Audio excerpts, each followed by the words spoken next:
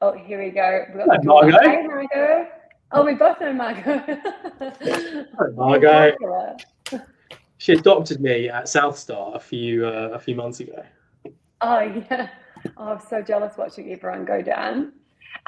What I might get you guys to do while we are waiting for people to join is if on the right-hand, no, I don't know my lefts and my rights. On the left-hand side of the screen, there is a chat in there.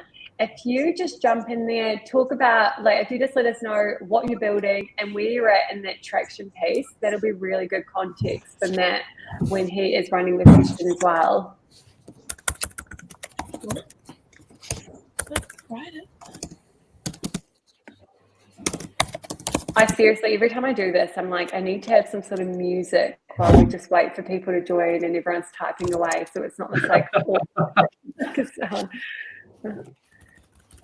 I could just use the soundboard to just make a bunch of noises. I was gonna say you could just tell a joke. Yeah, I'm not very good at that. My humor is not intentional. It's usually at the expense of doing something silly.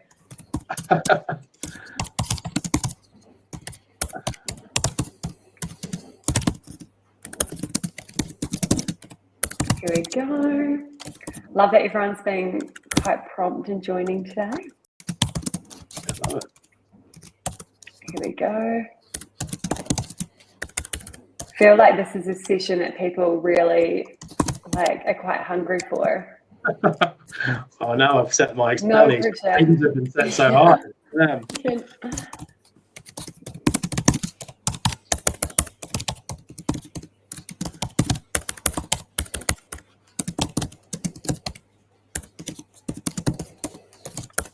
I love this little doorbell feature.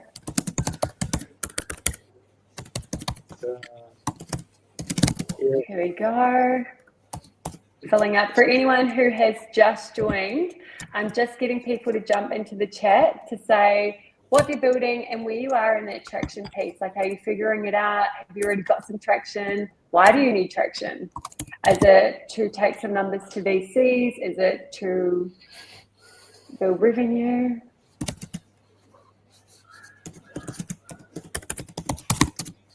Gosh, last week I did it. I forgot to record the session, so now I'm like triple checking that it's recorded.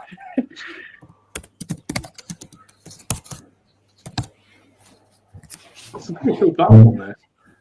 It's cool. Yeah, somebody else, I jumped on somebody else's call and was like, okay, I'm going to use this for mine. It's brilliant. Yeah, it's got lots of bells and whistles. Literally, there's a bell noise. Oh no, there's no bell noise, but there's a drum. How do I? Cool. Okay, so we've got Owen, who has said applied AI PL. Focus is on an enterprise app in the real estate space, various endpoints. First part to go to market is build HQ. Amazing.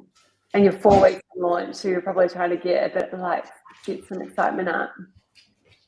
Trevor is building a B2C app to help people manage their digital assets, about to launch, so would like to build a customer base.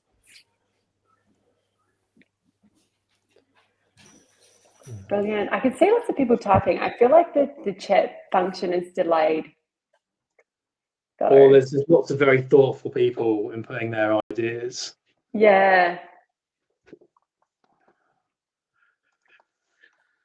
Cool, and then maybe at like 5 past we can get into the session. That's plenty of time for people to have joined, to join.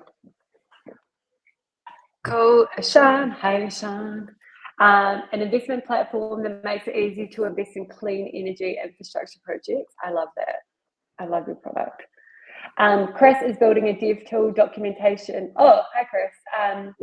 A documentation management platform with an agent to do all the heavy lifting and style convention compliance. Cool. I feel like I know another Chris who does something similar, but I thought you guys were the same person, but you look different to him, so it mustn't be him. And Elizabeth is the founder of Viazos. I hope I said that right. a B2B system that automates enterprise proposal workflows end to end.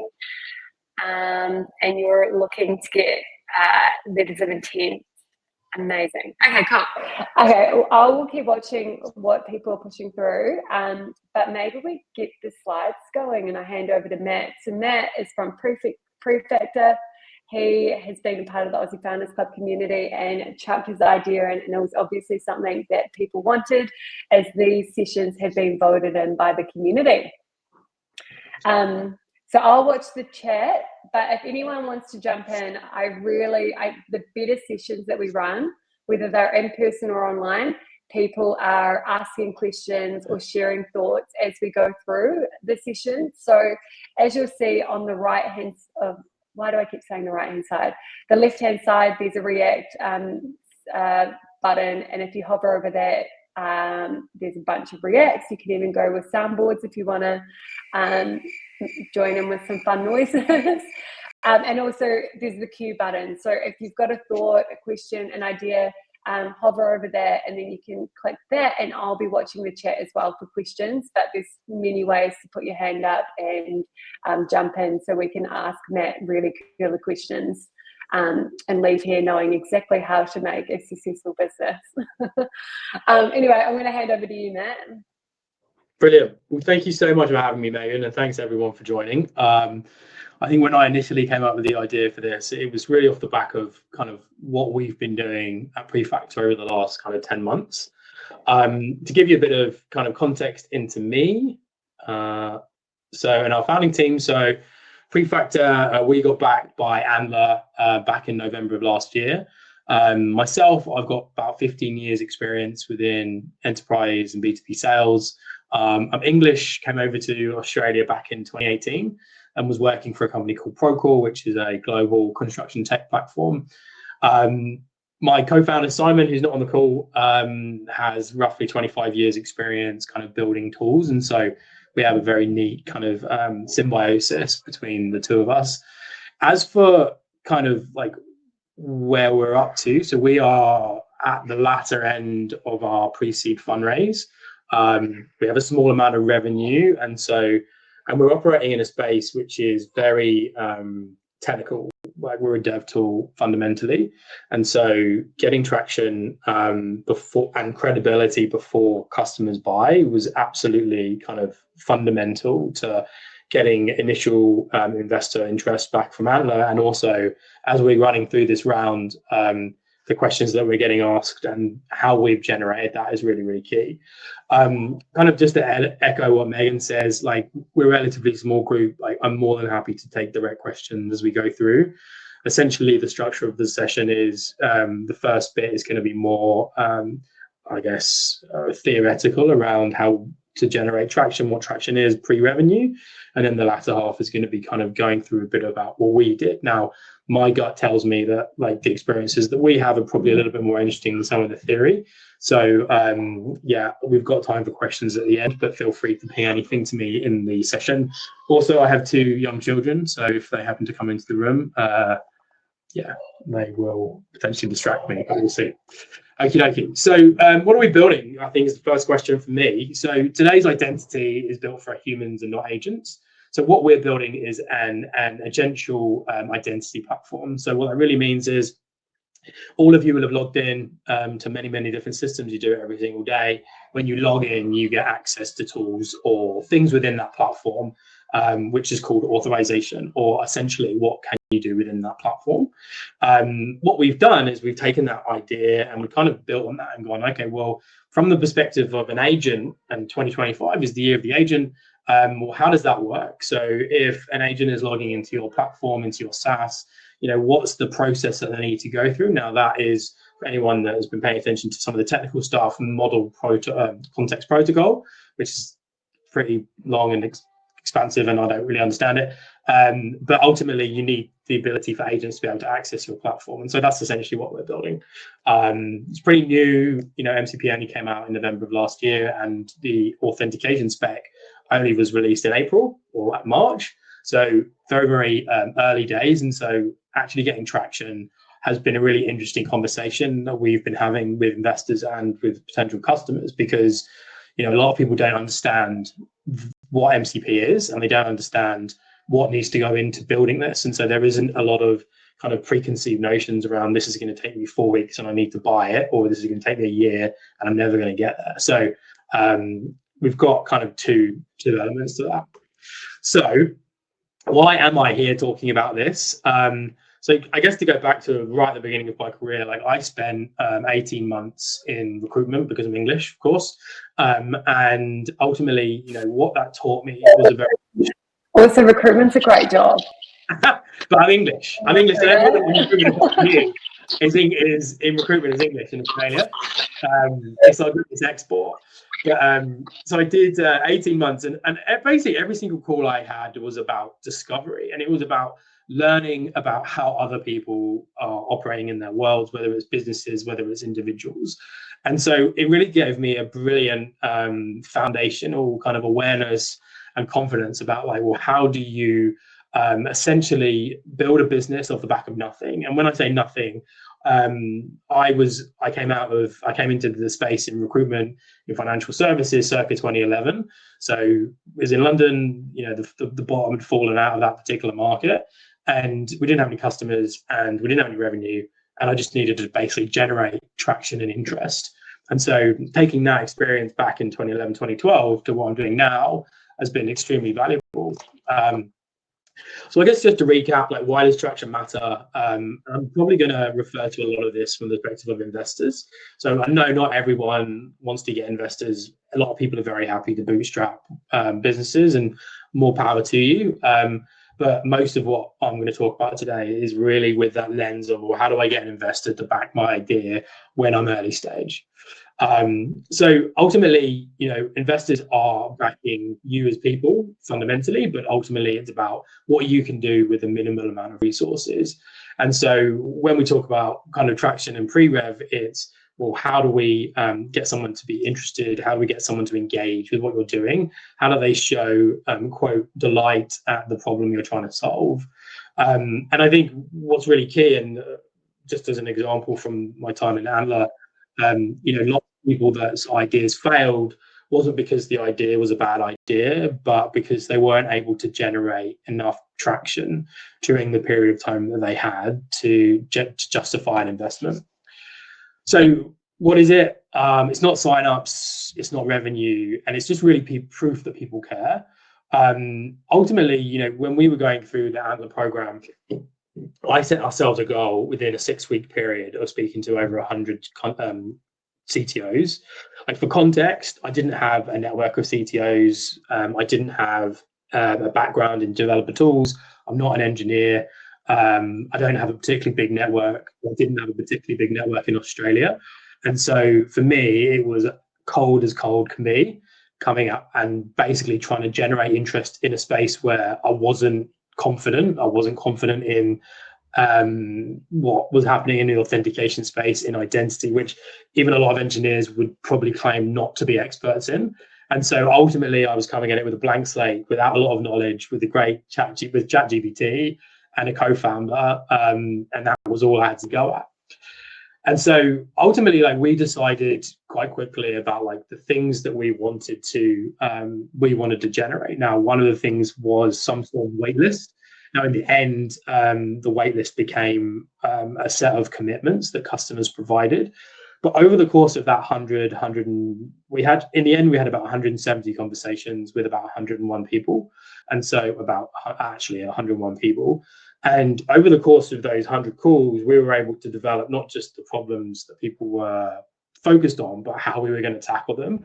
And James McClure at Antler gave me a great piece of advice. Like, you need to have a viewpoint, and if that's controversial, that's totally fine.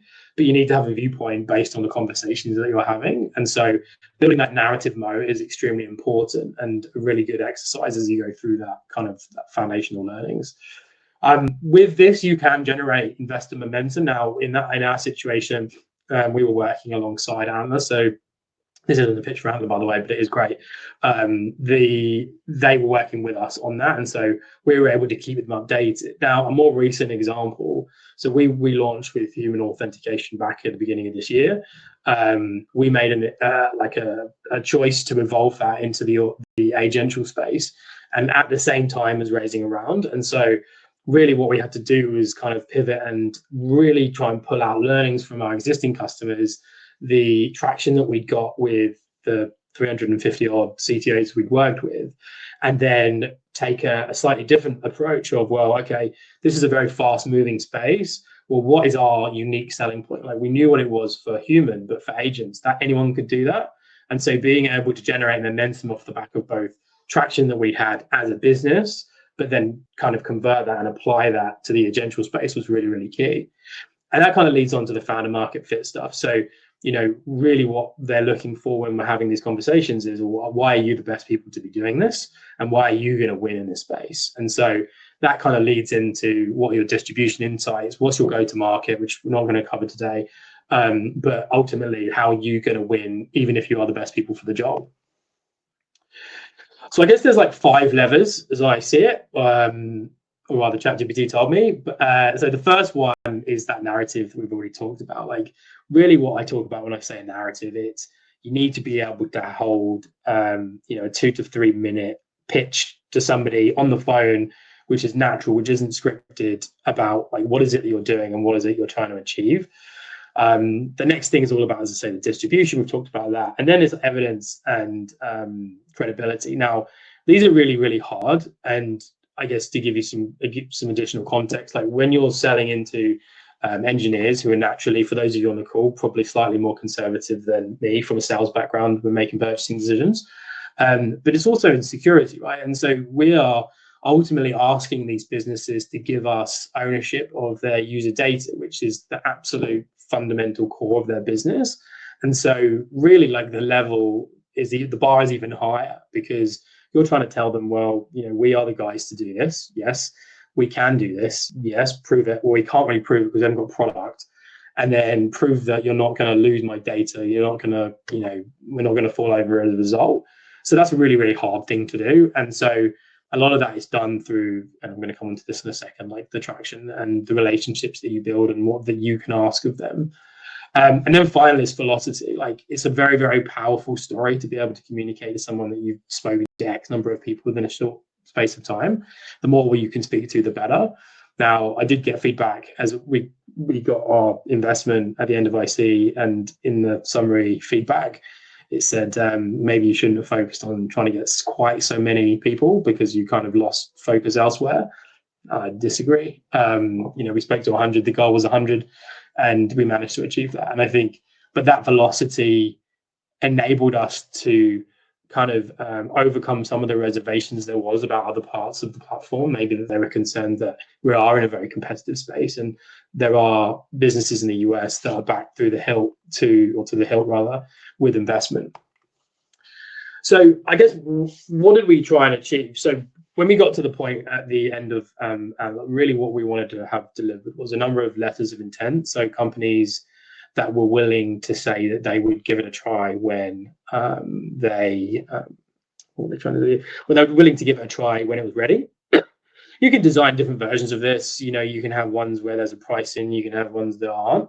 I think from our perspective, and I think one learning I did have was, you don't want to undersell it. Like, you can get people to sign stuff if they believe in you, and you can include terms which maybe you would find a bit uncomfortable. But ultimately, it's about testing the waters a little bit and seeing what is someone willing to give you.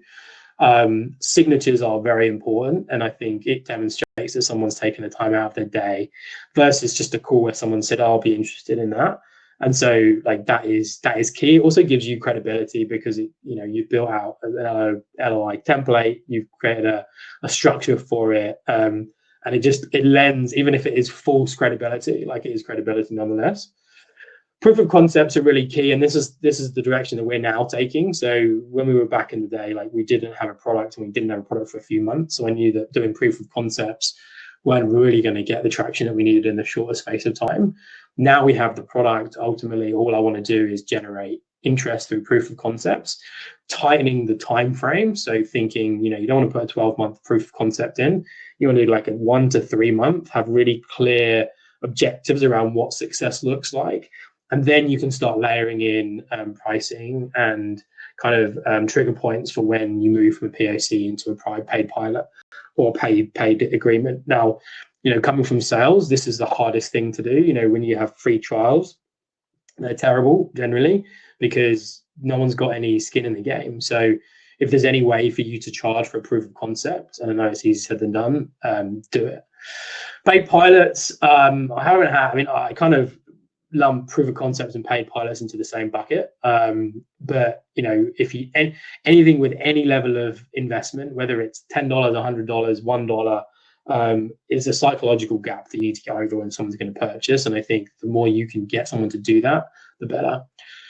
And then finally, design partners. So I'd say like the feather in our cap when it came to the initial raise was our design partners. So we were able to we had 2 medium-sized contact businesses over in New Zealand that agreed to be design partners. And so rather than agreeing to pay, they agreed to provide an hour of their time once a month. I probably could have said it more than once a month, but that was kind of what we needed.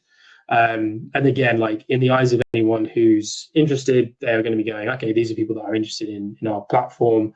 And if you include terms and conditions around at the end of the 6 months, you're going to pay. If we hit certain milestones, really, really key.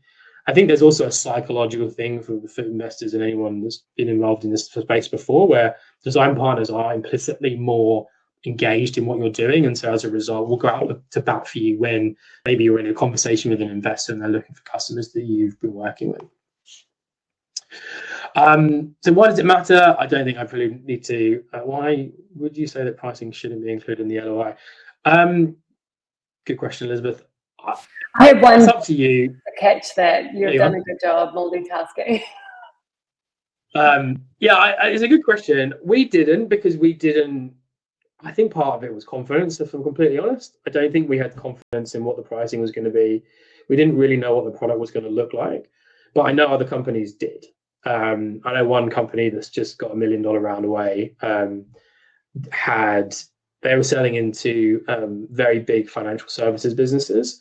And so as part of their pitch into their investors was, well, we have 6 of the top 7 financial services companies we're trying to target have signed up to an LOI and have said that once we get to a certain point, they will invest the price that they quoted, which was something north of 150 grand or something. Now, I guess as someone that's worked in enterprise sales, I know that the likelihood of all of them converting is very slim, but for that work for them, I think it depends on where you're up to with the product and where you're up to with your journey is probably the best way to answer that. As a reminder, like we came from a cold start, but if you are 3 to 6 months in and you're trying to get traction, I would absolutely do that. And ultimately, if someone's not comfortable with that, then they'll tell you. And so I think it's better to try it and then see what happens. So I guess, coming back to pre-revenue traction matters. Why does it matter? Probably a bit of a moot slide based on what I've already said, but ultimately it's all about trying to demonstrate that you've got momentum. That's probably a better way to sum up this slide. There's lots of different ways that you can achieve it, different tactics. One of our founders in the cohort had a really brilliant media opportunity that would come up, and that kind of demonstrated that they had credibility. We focus primarily on the commercial LOIs and just anything that we could get signed as a way to generate interest. Now we're probably more in we need proof of concepts to demonstrate that this is a problem, which people know, but they're not 100% sure because it's so new, but also that people will buy it. And so actually, when thinking about traction, I would definitely be asking the investors or the people in your network, what do they deem as being sufficient for you in terms of traction? So, for example, we have a couple of companies that we're working with that will probably end up being, yes, you will get a copy of the slides, don't worry. Like working with a couple of distributors, because one of the big questions that we've got at the moment is, well, how do you distribute your product and how do you compete with US-based companies with loads of money? And so I'm like, I'm going to go out and find distributors who will sign letters of intent with us that can work with us to do that. And so that will be more valuable for certain investors. I would also add, some of you will be dealing with B2C companies or B2C products. Most of what I'm talking about is from a B2B. So I have less experience on the B2C side. So apologies if this feels a bit kind of irrelevant. I think that one thing I would say is that the B2C space, you probably can generate wait lists a bit more effectively than you can in B2B. It takes a little bit more time for someone to sign up to a wait list unless you're focusing on a particular role. So if it's like a C-suite level person trying to buy, or you want to buy your product, maybe they'll do it as an individual, but I'm not sure whether they would do it on behalf of their business. And so then it talks to the credibility of that traction. So I've kind of already talked a bit about how we've done it, but I guess to go into a bit of detail. So one of the things a lot of people ask me is, well, how do we find the people to speak to in the first place? And this is pretty much like my process, and this hasn't changed that much from when I started.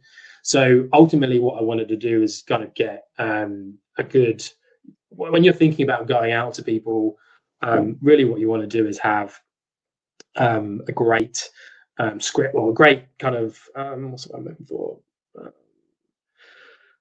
LinkedIn messages is the simplest way to describe it, right? If you're sending an email, if you're sending a LinkedIn message, you want to be consistent. What I've learned very, very clearly and very painfully is that you can't really, depending on your ICP, will depend on the type of message you can send. Remember, like, everyone's getting pinged on LinkedIn all the time, and if you're a buyer, you're getting pinged all the time for everything. I mean, even me swapping my job title from what I was doing before into founder, I swear I get like 15 emails a week trying to sell me consultancy services of some kind. So to cut through is really hard, even harder than it has ever been. And so one thing I do is I will always try and focus on getting someone to talk to me on the platform that related to validation. So rather than asking to buy or asking them to see a product or do a demo, just ask them for their time, like 15 minutes. I normally stick it at 15 minutes and then stick an invite in the calendar for 30 minutes. They never quite notice. But, you want to be able to have like a really simple and non-offensive way to get them engaged. And the quickest way to do that is give them something interesting that they're already thinking about, and then ask them for their time to just kind of help with validation. I use ChatGPT, as I'm sure many of you do as well, kind of religiously. It's like the fifth member of my family. So, I just use that all the time. I use that to review conversations I've had with people on LinkedIn. Thank you, Rachel. And I just use it for everything. And so, whether it's copy, whether it's LinkedIn messages, whether it's getting branding out there, whatever it is, just handle that stuff. In terms of the ideal customer profile, so this is something that we have, and I'm sure lots of other people have, is there's a lot of pressure on from investors. And so all of the traction you're getting needs to be focused on who you're trying to target. So, for example, our ICP is C to Series C businesses. We're focused exclusively on CTOs and heads of engineering. And ultimately, we want people that are struggling with agents and are looking to implement MCP. We are focused predominantly on English-speaking nations because it's just easier. So Canada, US, UK, Ireland, Australia, New Zealand, Singapore. And that's kind of I can probably even be even more kind of defined than that. But I use things like Crunchbase, but there are lots of platforms out there that you can find the right business for you. We're selling into B2B SaaS companies, so that's the best place for us.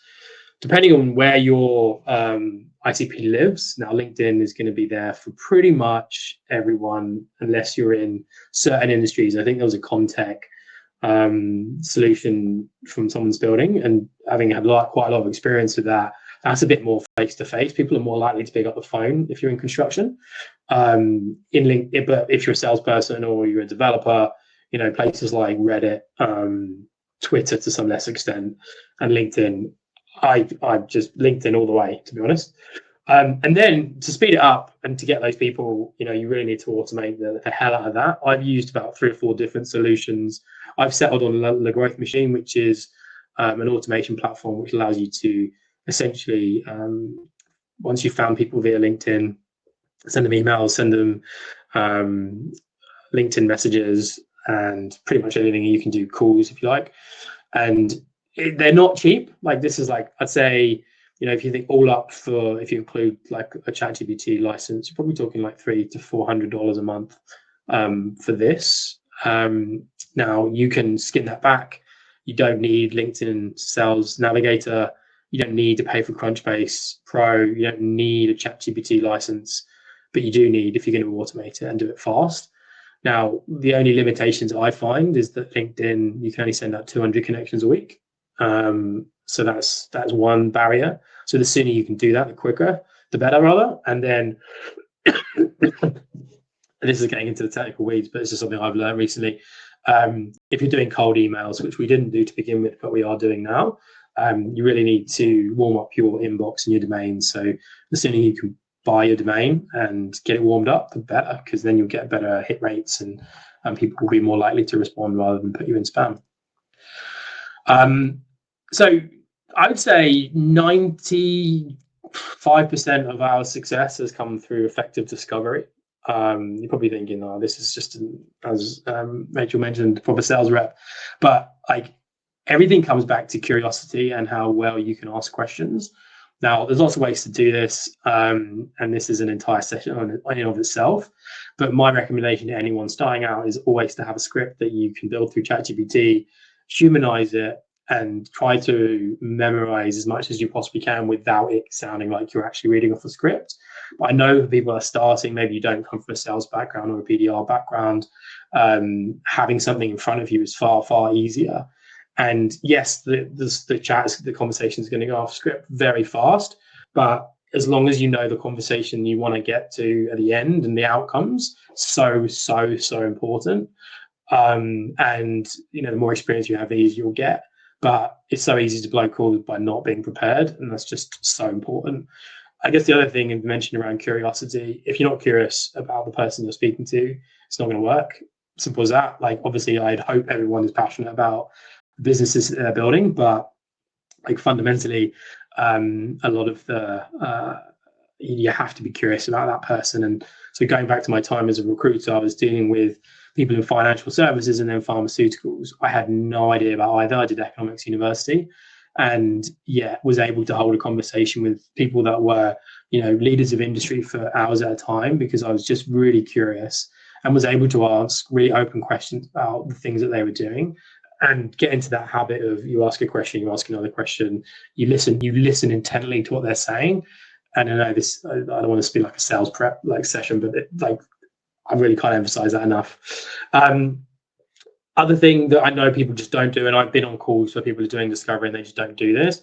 90% of the time, the customer should be speaking. 10% of the time, it should be you. The customer doesn't really care what you have to say for most of it. You're on the call to talk about them. And so when you're trying to generate that interest, the quickest way to build a relationship is by asking them questions and getting them to talk about themselves. Meeting etiquette, very obvious, but one thing that you can really trip up on: always respect their time. Always know that if you're coming towards the end of a meeting, just highlight it and ask if they can extend. If not, and always be asking for next steps. Classic question that I don't ask enough is, who else can you introduce me to that can help or with having the same problem? Really key, really easy to miss, but can generate really, really great traction and credibility. Excuse me. One thing that I've been repeatedly told, whether you're getting investors or whether you're getting customers, people will buy what you're selling much more easily if someone has recommended it to them. Again, this is like 101 stuff, but particularly in the investor space, and this is something that I've been kind of repeatedly banged into me, is, even if you're speaking to an investor and you're talking about traction or whatever, and you've already spoken to someone else and they're like, oh, I can introduce you to this person, always accept it, always go yes. I was a bit tentative to begin with, and that was silly. Even if it feels like it's repetition, it's not. So I guess some of the things we didn't do quickly enough. So we didn't have a landing page until May, which was predominantly my fault. We did a few industry ecosystem events. I went to South Star, I went to Sunrise, but South Star was in, I think it was March. Sunrise was in May or April, May. I think find out those places that your industry lives. Try and beg, borrow still like a slot. Even if you've got a little bit of money, sometimes these conferences give away spots for people who are in startups. If you're a student, then you can often get student tickets for free. But just you just want to be around them. Even if it is like, we went to a conference at the beginning of January. It was the most exciting conference I've ever been to. It was about pass keys, which are, for those of you who don't know, basically a way for you to log into something without a password. It was a whole day. We probably spoke to about 3 people. I flew down from Sydney to attend, but it wasn't the best use of our time. But what we did take away from that was like the content that people are talking about, and we were able to really kind of improve that narrative arc around what we were saying to who, and be able to say, like, we understand these challenges. We've been to the places where they speak, and these are the things they're talking about. And it's just like another thing to add on to that conversation to make you feel more relevant. Also didn't do much non-LinkedIn cold outbound. So everything I did was through LinkedIn, partly because I knew that's where people were. I didn't do cold emailing at the time. I do that now. And I didn't do cold calls. Now, lots of viewpoints on cold calling. It's really hard and it's really demoralizing, but it can be extremely effective. And if you know who people are and you are comfortable doing that, I would absolutely do that. It's harder now with mobiles, with Apple's new thing that allows you to screen, and so does Android. But if you can, do it. And emails are just a long game. You just got to have lots and lots of people to speak to, and you won't get very high conversion rates, but it does work. So what does success look like? Coming towards the end now, but essentially this is what we achieved in 6 weeks. We reached out to over 1,000 CTOs. Most of them were through LinkedIn. We had a couple that came through existing networks. 101 of those conversations, 101 meetings with individuals, rather. I don't actually, those numbers don't actually line up, so I might need to change the slide before I share it. And then we had 14 commitments. So as I mentioned, 3 design partners, 9 time commit LOIs, where they were saying they would work with us for half an hour a month, and then 3 non-time commit LOIs. And these were with businesses that, as an example, it was an architect at AWS that we were introduced to. He really liked what we were doing, but he wasn't able to commit on any front on behalf of AWS. And so rather than us say, oh no, well, this is a lovely conversation, just keep us going, actually we included the logo in the deck that we shared, even if AWS were absolutely not endorsing what we were doing. The architect that was involved did. So that is it, actually. I kind of come from a bit of an abrupt ending. I guess I am also here to share my business. So if anyone is interested in signing up for either our Human Auth product or our Agential Auth product, there's a free developer level tier, which you're more than welcome to sign up. You can reach out to me directly.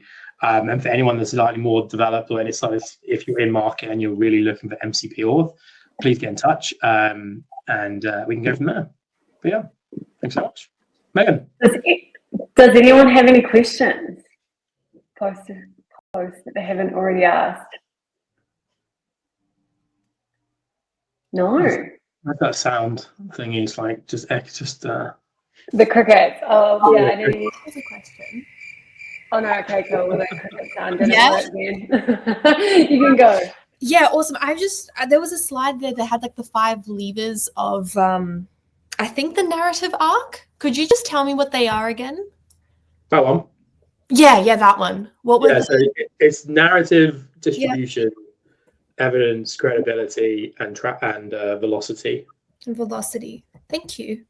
And then I've got a second one, but if anyone else wants to Go for it. Okay, cool. You mentioned something about someone like pushed back, being like you lost focus when you like talked to 100 people. Could you elaborate more on that? Like, why do they say that you lost focus?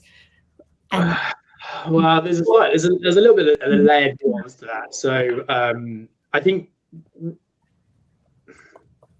okay, how do I word this? So when I went into the Allen program and during the process with my co-founder, we were both new at it, and I think we both kind of wanted to be as involved as we could. I think there was a period where we were both kind of sharing the narrative on the deck, and what that meant was that we was two people pitching, and two people who two sets of ideas that weren't necessarily aligned. We kind of shared out basically, and I think that was something that we learned from. I think as a result, it meant that the feedback we were getting on our pitch prior to going to IC was you need to have one person doing both things is the crux of it. So as a result, the feedback was around that of like, did we focus enough on the pitch or did we focus a lot on the traction?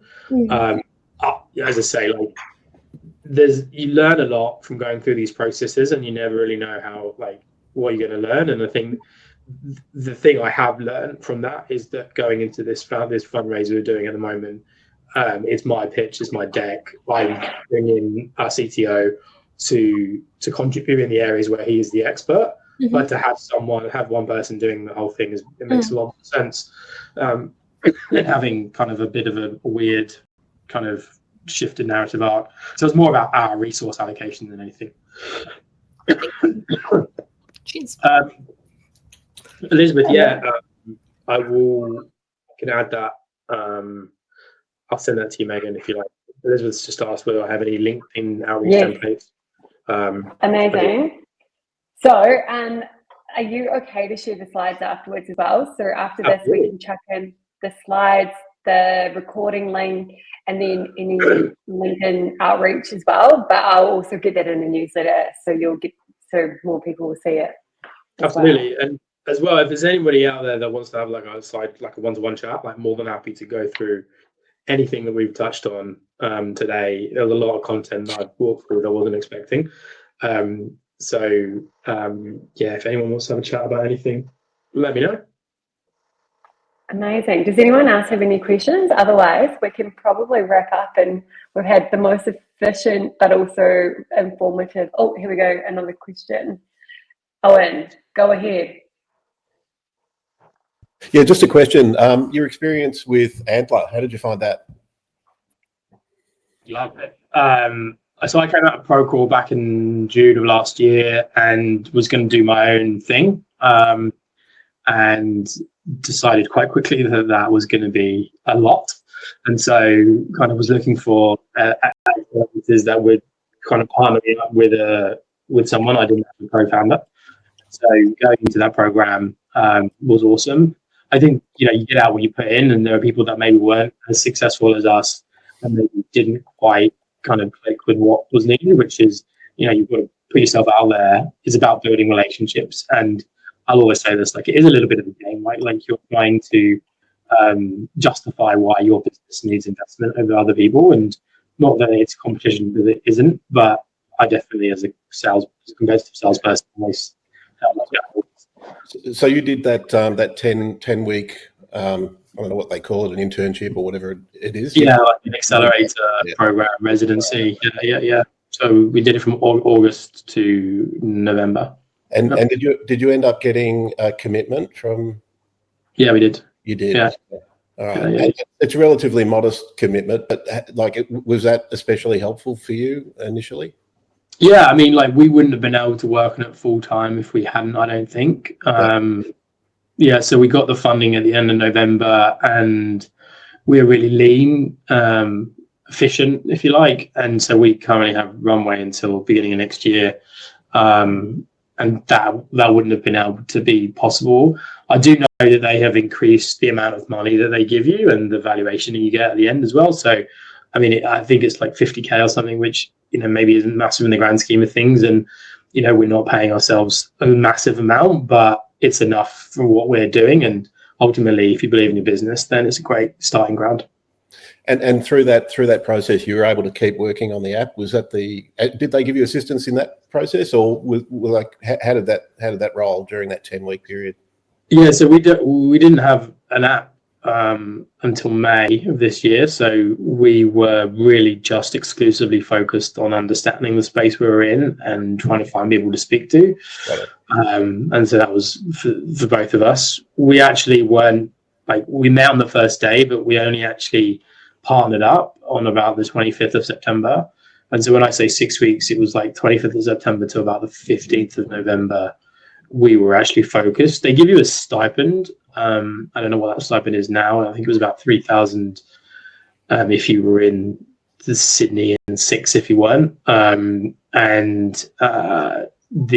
Which isn't a lot, but it allows you to cover things like, I don't know, like a Salesforce, like a Navigator, LinkedIn Navigator subscription, and gets you to and from the location and stuff like that. Yeah.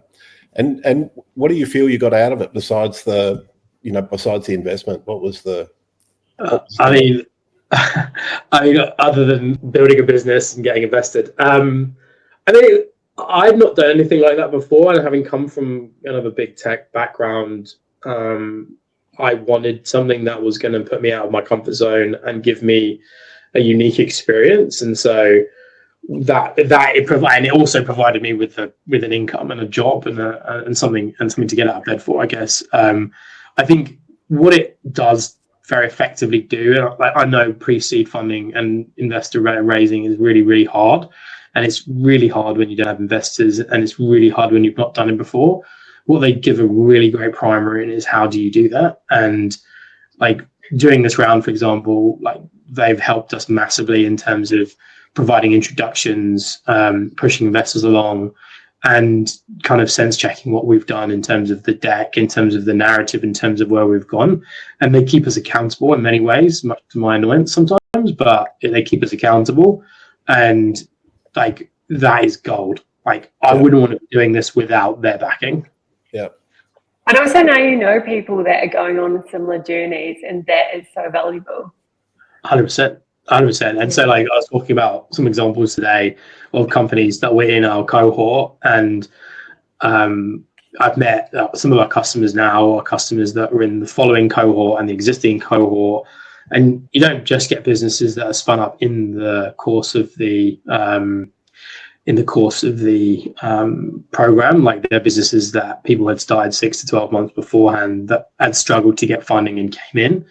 And so I think that's a great way to look at it. Like I'd say that the one downside would be if you don't want to give up 12% equity to them for the amount. Like they give you a valuation. I think now the valuation is like 2.2 post money, which is decent. I mean, it doesn't mean anything because unless someone buys you, then it doesn't mean anything. But like it's better than like not having it. And I think we weighed up the value of that. It also provides you with, and now this really isn't on the pitch session. I feel like I've got one of those as well in your sessions, Megan. The one massive benefit is they give you follow-on funding.